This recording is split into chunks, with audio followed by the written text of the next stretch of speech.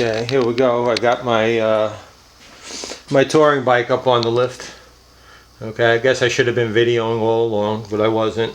The tire was worn out. Last inspection, they told me, like, your tire is shot. And they were right. I knew I needed a tire.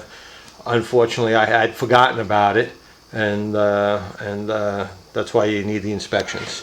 So here's my new tire. I went with the regular.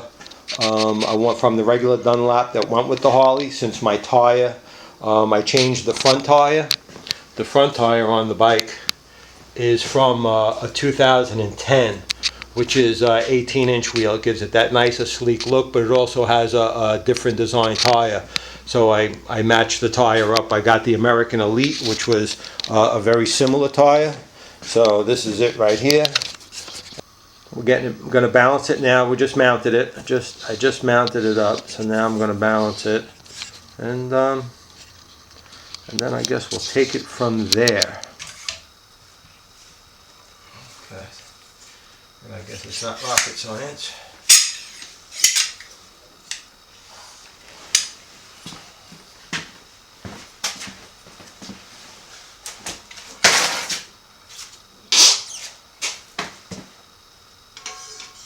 This is a nice little balancer I got. What is it called? This one's called Tachyon. I don't know if I'm saying it right. Looks like Tachyon. Alright, so it has nice precision bearings. The latest stainless rod on. And it works pretty good. I've used it before to do my other motorcycle tires. We just lay it up here on the bearings. It's got a little piece in here you can check for run out. When you spin the tire around, we could put it up against the rim.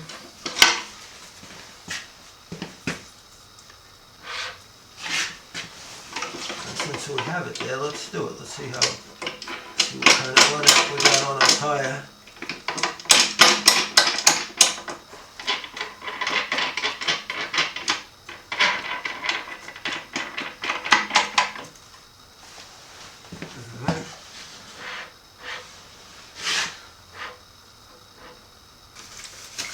You can see how precision these bearings are. That wheel is still spinning.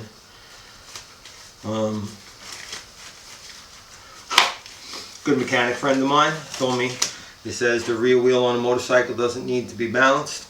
I disagree. I think it should be balanced. And since I have the ability to balance it, I am going to.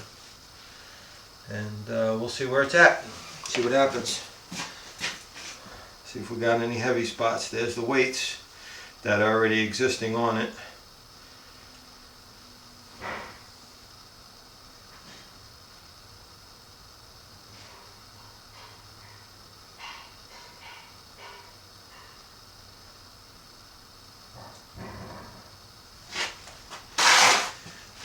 This is a tedious process if you're trying to get it perfect. You know, the best way to do it is, it fell to the heavy spot. The best way is I take it in, 4 spots, let go of the tire, see if it falls, and it is dropping. Okay, put it here. That's another spot. And it's dropping back that way. So we're going to need weight right about here. Okay, so we're going to use the weight as a reference, or use the tire valve as a reference. The weight is where the tire valve is. So if we went here, this is that other spot. It's dropping down this way. Okay, that's where we found it. It stopped right there. Let's put it over this way and see where it drops. Okay, yeah, that's the heavy side of the wheel. So we're going to lay a weight right here. I don't think it's going to need a lot. I'm going to do a ½ ounce.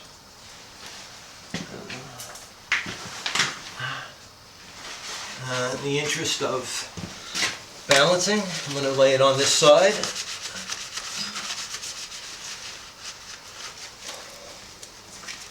Okay, ½ ounce. There we go. See if that works for us. I usually tape them on with a piece of, tape and hold it in place to see how it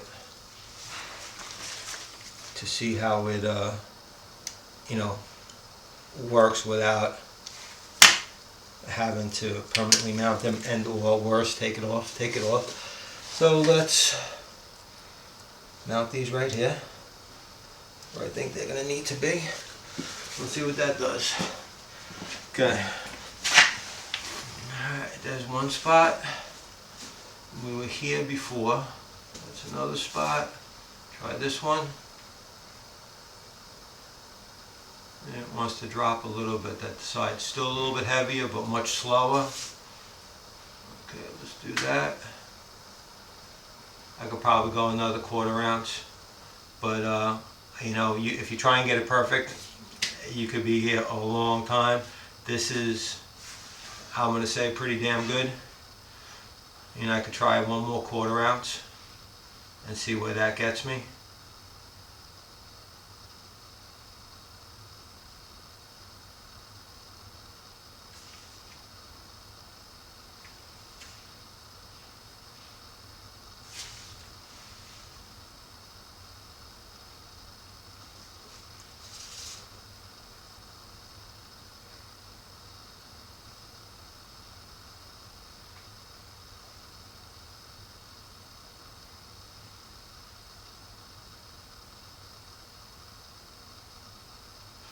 Now it wants to wait where the spoke is, and that's not going to happen. I'll try one more ½ ounce. I'll give it a shot and see what happens. And whatever happens, that'll be the end of it. And that will be balanced.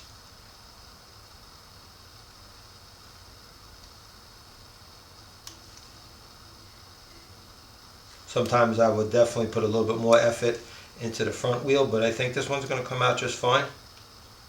I've had some wheels that, you move the weights around, you move the weight in a different spot, and it goes, and then it's a little better, and then it just, you go and you go and you go. Sometimes we're just not a computer, we can't figure it out, but let's see what that does.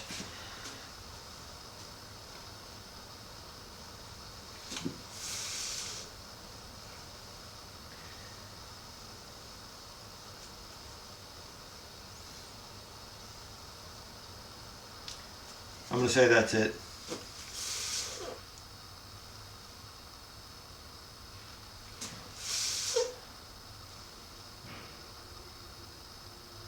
That works for me. That's balanced. Next up, mounting it back up on the motorcycle. Since I didn't video earlier, I'll try and get a video of going back together. What I do is, because this is it could be a two-person job, what I like to do is I have these poles on the back of the lift, okay, and what I do is I run the strap from one side, okay, right up here. I got the strap up there, run it down here under the lift, and I'll put that through the tire back up to this side, and then I'll hoist the tire up with the tie down strap. Once I get the tire hoisted up into place, I'll put the floor back in. I'll put the floor piece back into the lift. The tire will rest on that. Then I can jack the motorcycle into the proper position, and we'll be good to go. We'll be touring before we know it, even though it's here in New York, it's the winter months, but that's right now, it's fall. Good time for riding, so we'll be out there. Okay.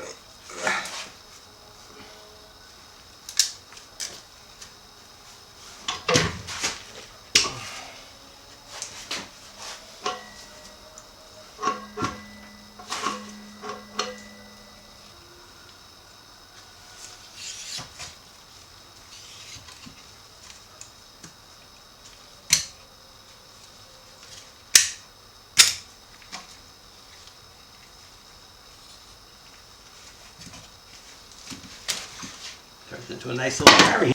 All right, over to the bike we go.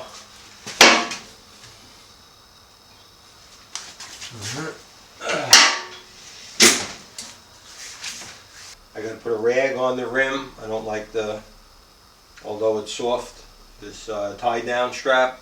I don't want it to make any marks in the rim, so I'm gonna put a rag on it. Just a little bit to try and,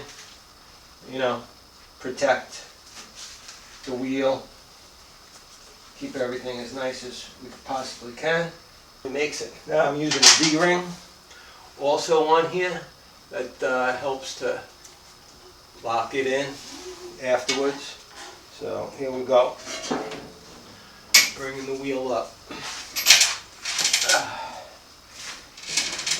Okay. So far the rag is hanging in there. Okay. Let's get the caliper back in place. Okay, brake caliper is in place. Okay, and you want to make sure you obviously got your brake rotor on the correct side so you don't have to do this twice. I guess this would go much easier if there were two people involved, but when you don't have someone to help you, this is my method. And so far I've had good luck with it. Okay.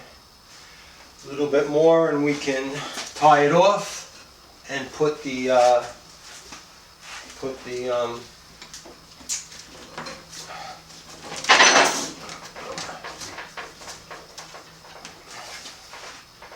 D-ring on, and then we'll put the plate back in. This tire was a little bit wider than the other tire, and I can see I'm having a problem with the brake caliper fitting in place while just getting the tire past it. Once we get it in place, I think there we go. I don't think there's going to be a problem with it, fitting. Okay, the tire looks to be in place. Let's see if I can use the D-ring like I used before.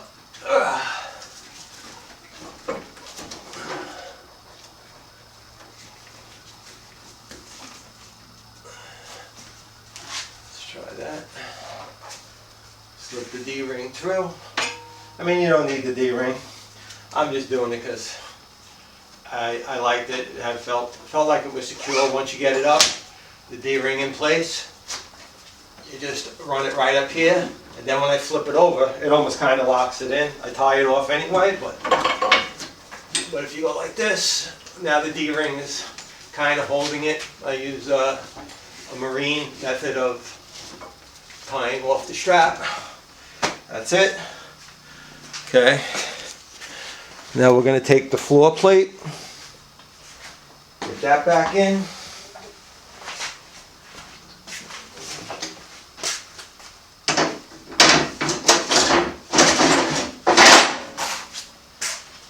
Okay, because we got to get the spacers in, so we got to go back up with the wheel. Well, up with the motorcycle, which would be back down with the wheel. And I thought that was a good method to get the tire up. If you buy yourself, I wanted to share that. And if it helps you out, good. If it doesn't, no loss. Okay, that was it. So, and the rest is just going to be installation of the spacers, the axle, the belt, jack up the motorcycle a little. Okay.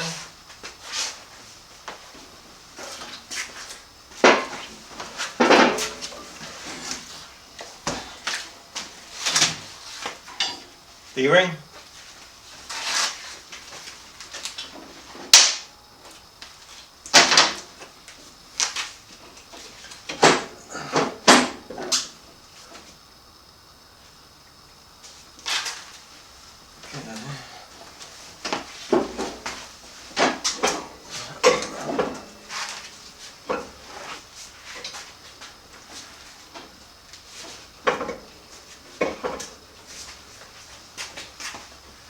Now should have had the belt wrapped around the wheel sooner. So we're going to see if we can squeak the belt past. If not, we'll have to drop the tire back down. I think we got a few inches in the back. We can maneuver it maybe. It seems to be very tight. I don't know why. It has to do with this caliper. We get rid of the caliper. Try that.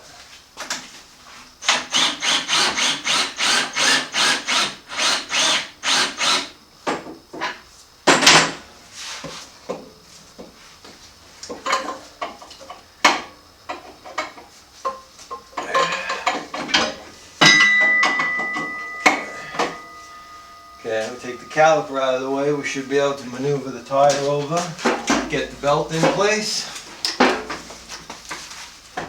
and see how that works.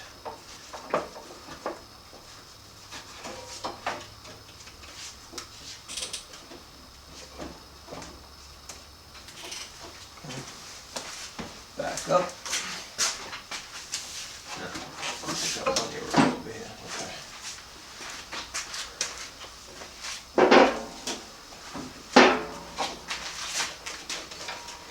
Yeah, the Kevlar belt needs to be, there's not much give on this Kevlar belt, so it would have been to my advantage to have gotten it on sooner than waiting until this point of the job. So on the raising of the tire would have been the time to do it, but that's it, we got it around.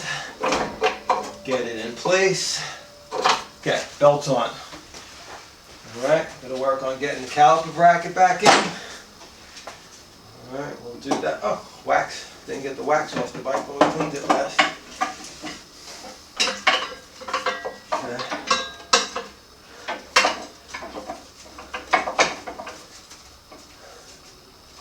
Brake pads.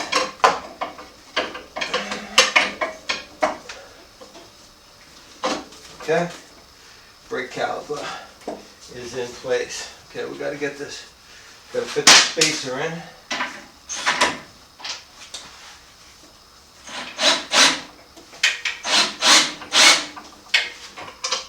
Okay, that spacer is in place. Let's try and get this spacer in place.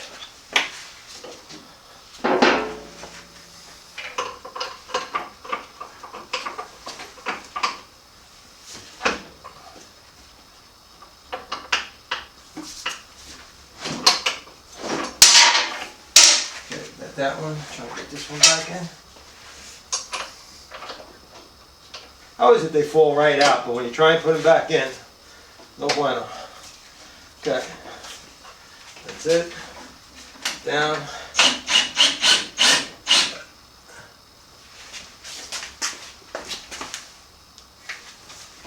Okay.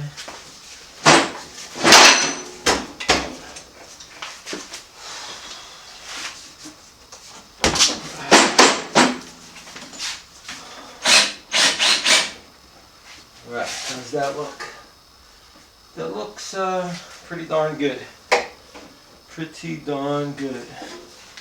Wheels loose, calipers in place. Bike has to come up a tad.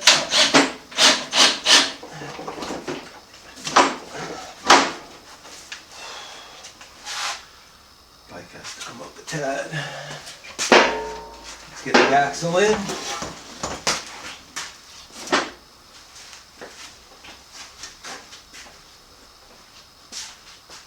The axle was, I thought I had this axle out.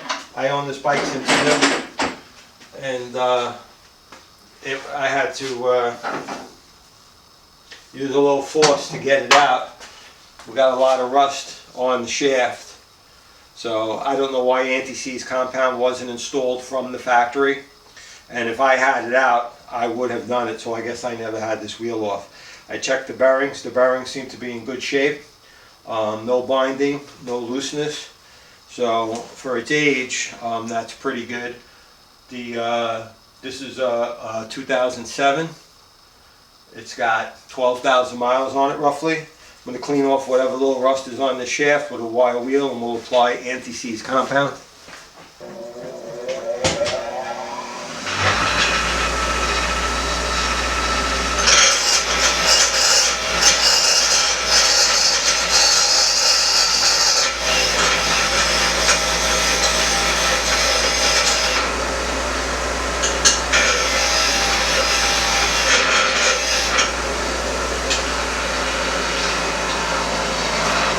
Okay, that was pretty simple. Nice, clean, got any rust. There wasn't a lot of rust on it, but it was enough to make it not come out without exerting force. So,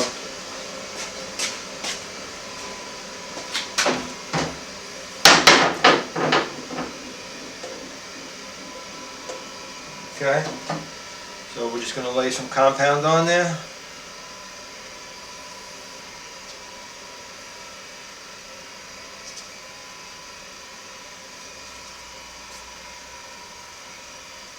This is the copper anti-seize compound.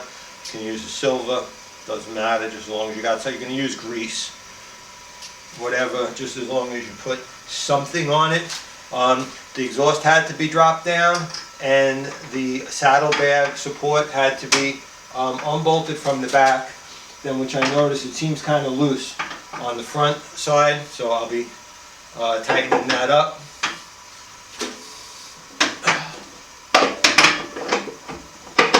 Okay, there we go. Look how nice that went in. Wow. I can tell you it didn't come out like that. Okay, we got to line up this caliper bracket and the bushing. That's it. That looks good. I think the caliper bracket might need a little bit of alignment. I mean the spacer. There we go. See how that fares. Perfect. Okay, a little bit more anti-seize compound on the end of the shaft. So where we haven't installed it already. And in she goes.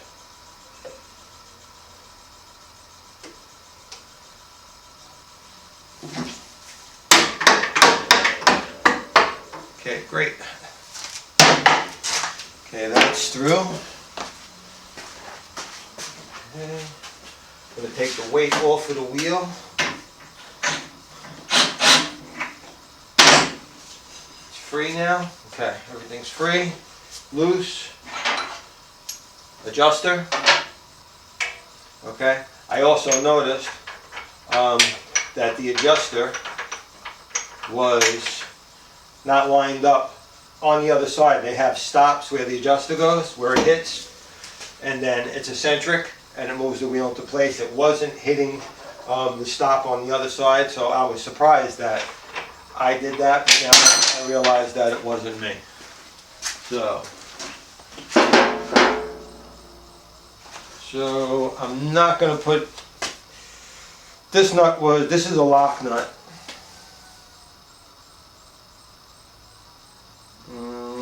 Deciding whether to put Loctite on it or anti-seize compound. I think we're going to go with Loctite.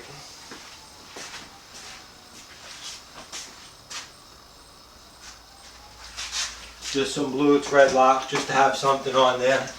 It actually, having thread lock on there is almost like an anti-corrosion, because it gets onto the threads, and to get it off, I mean, obviously it locks it tight, but to get it off, you just need to, if you heat it up, that helps. Okay, so there we go. 1 1/16 wrench. I have, it's tight to get in here with the mufflers on, so I did buy some Harley, actually they're not Harley wrenches, but designed for Harley wrenches.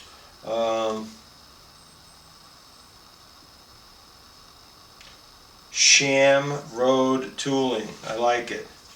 And this one says Pit Posse. Okay. Any way you look at it, they work. This one's a 12-point, one's a 6-point, and I've actually found that very helpful in this case because I couldn't get the 6-point on this side. So it actually turned out that I needed the 12-point. And now I marked it before I took it off, and because my belt adjustment seemed good.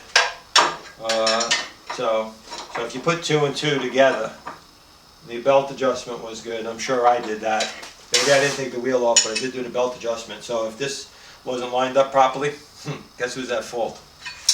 Alright, let's try this now. Let's see. This side's up. We're up against the stops. Okay, I don't mean to put my back to you, but we got to tighten this up, and I probably have to torque it down. I'm going to guess to like 95 foot-pounds. I will look up the spec on the computer once we get it tight. If I didn't have the correct specs, I'd be okay with 95, 100 foot-pounds, because I would say that would be good for this axle nut.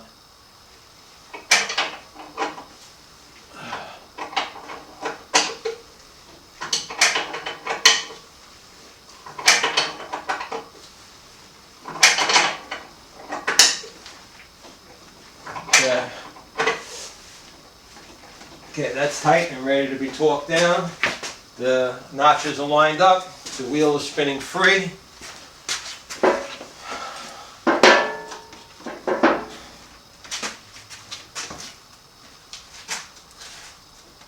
I got to drop it down and see if the belt adjustment tightens up. It feels a little bit loose, but I think it gets adjusted. I'm going to loosen it up a little bit. Well, I'm just going to make it a little bit tighter.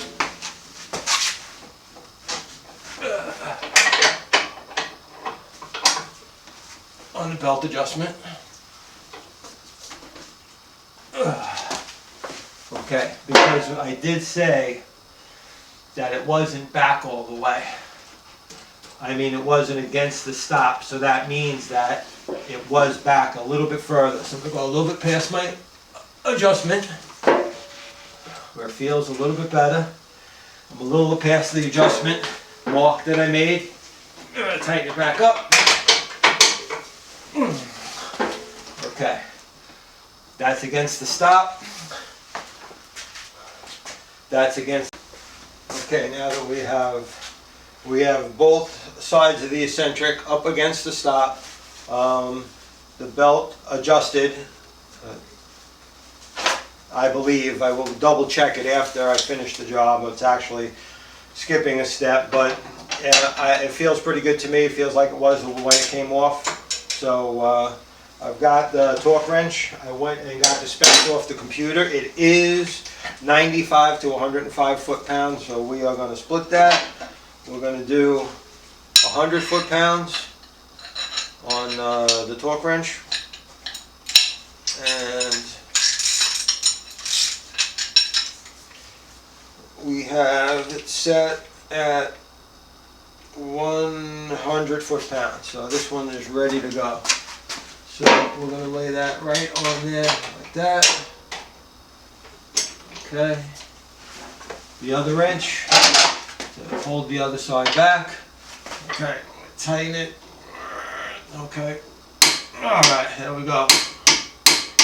That's 100 foot-pounds with the Loctite. I feel confident that that is safe and secure, and won't see any problems for another 12,000 miles. If I get out of this tire, I got 12,000 miles out of the other tire. However, it was almost bald in the center. Obviously, it's a touring bike. You do a lot of turning, but most of the riding is on the center of the wheel because you're going places. And that's it. Back up with the muffler. the bracket, and that's it. We'll check the adjustment. I hope this helped. I know it seems like a simple thing to change the tire, but on the touring bike it's a little bit more difficult. One, because of the fender. The older Harleys, they used to have a hinge in them where you took the back part of the fender and you actually lifted it up so you could get the tire out. All lifts now are made with the drop-out plate.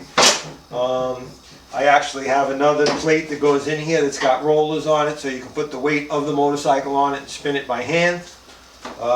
It's by no means any dyno, but it works with the weight on the bike. So let's say if you're adjusting the belt or a chain, you want to be able to have the weight on the motorcycle, spin the wheel so you find the tightest spot, and it's always the tightest spot where you make the adjustment. So that's what we're going to do. We're going to button this up now, and because if we did need to make any adjustment, the only thing we're going to leave off is the saddlebags. And in a pinch, you could probably do that job with the saddlebags on, thanks to those thin wrenches, because you could get them behind the saddlebag and get on there. But since they're already off, now would be the time to do it. And that's it. I'm looking to a lot more miles on my 07 Street Glide. I'm very happy with this bike. This has been a good bike. This was the first year of the 6-speed transmission with a 96 cubic inch engine. The engine is mostly stock. Actually, the engine is all stock except for a mild exhaust and the high flow air cleaner, which it actually comes from the factory with the high flow air cleaner. And then, you know, the dealership and all their wisdom say, you know, when you change the exhaust, you want to put the high flow air cleaner in it. Well, I already had it in it.